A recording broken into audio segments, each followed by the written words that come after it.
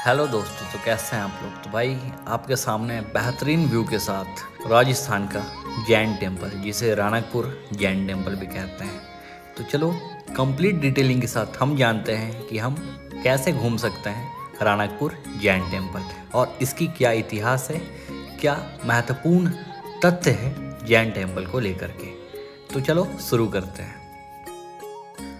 अगर आप उदयपुर आए हुए हो घूमने के लिए तो राणकपुर जैन टेम्पल घूमना आपके लिए बहुत महत्वपूर्ण होगा। उसके लिए आपको नज़दीकी गांव सादड़ी आना होगा और सादड़ी आने के क्रम में अगर आप उदयपुर से आ रहे हो तो गोमती चौराहा से आपको लेफ़्ट वाली रोड पे यानी कि जोधपुर वाली रोड पे आगे बढ़ना होगा। तो ये गोमती चौराहा है और इस रास्ते पे यही रोड जाती है राणकपुर जोधपुर। तो इन रास्तों से होकर के हम पहुंचते हैं देसूरी घाटी।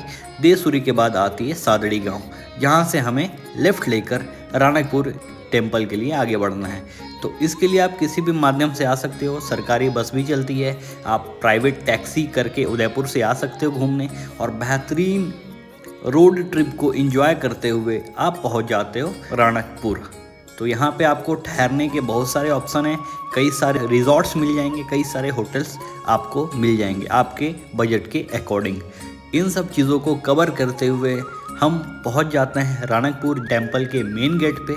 जैसा कि आप देख रहे हो ये जैन टेम्पल है। तो ये सिक्योरिटी चेक इन पे आपको अपने गाड़ी का नंबर और आपकी एंट्री करानी होती है। उसके बाद हम आगे चलते हैं, पार्किंग पे अपनी गाड़ी को खड़ी करते हैं, फिर ये सारा जैन टेम्पल को एक्सप्लोर करते हुए आपको मैं दिखाता हूँ। ये पूरा एरिया राणकपुर जैन टेम्पल का पार्किंग लोकेशन है 4 व्हीलर और 2 व्हीलर का। और सामने श्री पारसनाथ देव का मंदिर है। तो पहले हम मेन मंदिर चलने वाले हैं, फिर एक कंप्लीट राउंड लगा के हम हर एक मंदिर को घूमते हुए बाहर निकलेंगे। यहाँ पे कई सारे नोटिस बोर्ड लगे हुए हैं जो कि मंदिर के रूल्स एंड रेगुलेशंस को बताते हैं। तो इन सब चीज़ों को ध्यान रखते हुए आप घूमना और हम भी ध्यान रखते हुए घूमते हैं।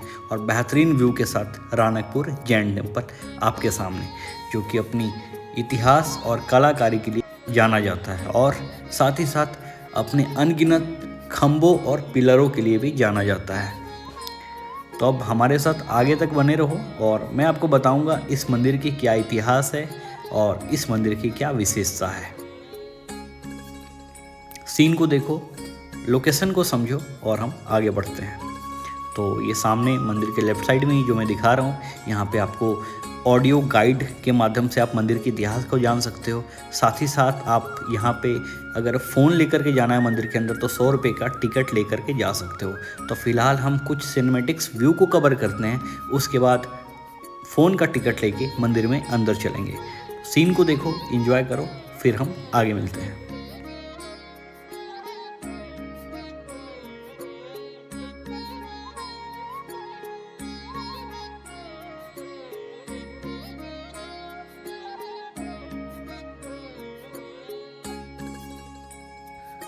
काफ़ी अच्छी सिनेमैटिक्स व्यू को हमने कवर किया और अब काउंटर पे फ़ोन का टोकन लेते हैं 100 रुपये दे करके। पर फ़ोन 100 रुपये चार्ज लगता है यहाँ पे। और उसके बाद जो भी आपका लगेज है वो भी यहाँ पे आप दे सकते हो। 10 रुपये का टोकन उसका भी लगता है। टोकन लेने के बाद अब हम मंदिर में चलते हैं और कुछ बोर्ड लगे हुए हैं जो कि मंदिर के नियम के बारे में बताते हैं और कुछ डूज एंड डोंट के साइन हैं। इसी के साथ अब हम मंदिर में प्रवेश करते हैं। साथ ही साथ मैं आपको आगे चल के मंदिर के इतिहास के बारे में बताने वाला हूँ। तो हमारे साथ लास्ट तक बने रहना, काफ़ी रोमांचक इतिहास रहने वाला है इस मंदिर का। तो चलो अब हम सिक्योरिटी चेक इन के बाद मंदिर में प्रवेश करते हैं और खूबसूरती से तराशे गए प्राचीन जैन मंदिर के इतिहास को समझते हैं और एक्सप्लोर करते हैं। मंदिर के इतिहास के बारे में कुछ ऐसा कहा जाता है कि इस मंदिर का निर्माण कार्य लगभग 15वीं शताब्दी में मेवाड़ के राजा महाराणा कुंभा के शासनकाल में हुआ था। महाराणा कुंभा के मुख्यमंत्री थे धनाशाह, जो कि जैन धर्म से संबंध रखते थे। कहा जाता है कि धनाशाह जी ने एक बार स्वप्न में दिव्य वाहन को देखा था, जिससे प्रेरित होकर उन्होंने इस मंदिर का निर्माण करवाया था। राणकपुर जैन मंदिर जैन धर्म के पहले तीर्थकर भगवान ऋषभ देव या आदिनाथ को समर्पित है। यह मंदिर राजस्थान के पाली जिले के राणकपुर गांव में बना हुआ है। इस मंदिर के बारे में ये कहा जाता है कि इस मंदिर में लगभग 80 गुंबज हैं, 29 हॉल और 144 खंभों वाला एक मंडप है। मुख्य मंदिर के 10 दिशाओं में 10 दिक्पाल का मूर्ति बना हुआ है।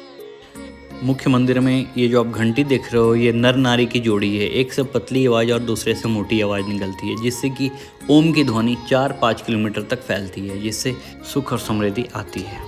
यहाँ पे काल भैरव जी अपनी अर्धांगिनी के साथ, माँ भवानी के साथ विराजमान है। तो ये पहला मंदिर है जहाँ पे काल भैरव अपनी अर्धांगिनी के साथ है।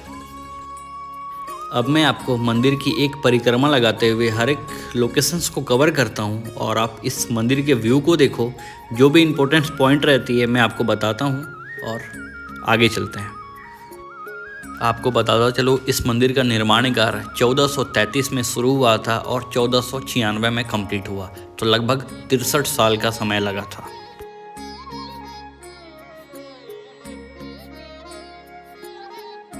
राजस्थान के इस राणकपुर जैन टेम्पल का देख रेख पहले सादड़ी के जैन धर्म के लोगों के द्वारा किया जाता था। जब वो असमर्थ हो गए तो अहमदाबाद के आनंद जी और कल्याण जी की ट्रस्ट के माध्यम से इस मंदिर का देखरेख किया जाता है। और ये जो वृक्ष आप देख रहे हो, ये तकरीबन जब मंदिर का निर्माण कार्य हुआ था उसी समय इस वृक्ष को लगाया गया था। तकरीबन 600 साल पुराना ये वृक्ष है।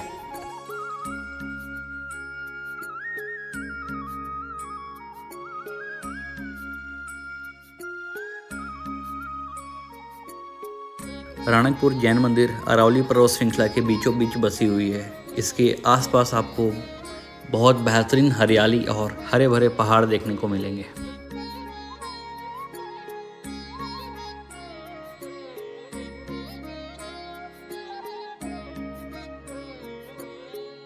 अब मैं आपको बताता हूँ इस मंदिर के रोमांचक तथ्य के बारे में। ऐसा कहा जाता है कि आज तक जो 1444 इसके जो कंप्लीट पिलर्स हैं, उसको किसी ने भी 1444 गिन नहीं पाया। या तो एक कम हो जाएगा या 2 ज़्यादा हो जाएगा।